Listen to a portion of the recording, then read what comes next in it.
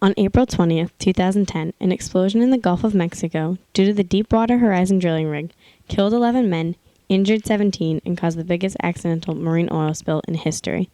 The oil well's cap blew off during the explosion and caused about 53,000 barrels of oil to spill into the ocean per day. The oil spill continued for 3 long months. With each passing day, more and more oil was spilling into the ocean, and more marine wildlife was being put into danger. For temporary relief, the oil well was capped on July 15, 2010. After the well was capped, it was estimated that about 185 million gallons of oil had already leaked into the ocean. An effort to protect wetlands and beaches along Louisiana, Mississippi, Alabama, and Florida, scientists used skimmer ships, a containment boom, barriers, and sand-filled barricades to prevent the oil from further leaking. An innovative idea that successfully worked was the use of alpaca fur. The alpacas were shaved, and the fur placed in pantyhose was used to absorb the oil. Although it was not used in the disaster, it was proven to work. The threat of the toxic oil caused many marine life, such as sea turtles, fish, dolphins, and whales, to die. Another threat was the oil turning into vapor. This vapor can cause cancer and is harmful for humans and marine wildlife.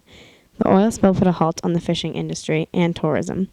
The fishermen could not fish because the wildlife were contaminated. Tourism fell because the once beautiful beaches became filthy and rotten. The BP oil spill had many effects on the wildlife as well as humans. On September 19, 2010, the government declared the well was effectively dead and the oil had stopped leaking. Now that the worst of the worst oil spill in history is over, we move forward in preventing it from happening again. We also continue to move forward in cleaning up and offering help as well as aid to the precious marine life.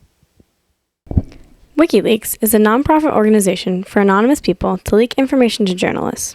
Launched in 2006 by the Sunshine Press, Julian Assange, the director of the website, has become world famous. In the beginning stages of the website, it was a great way to get news that was not being talked about elsewhere. The website won many awards, one of the most famous being the New Media Award for a piece on Kenya that was leaked. 4 years later, the website has taken a turn for the worse.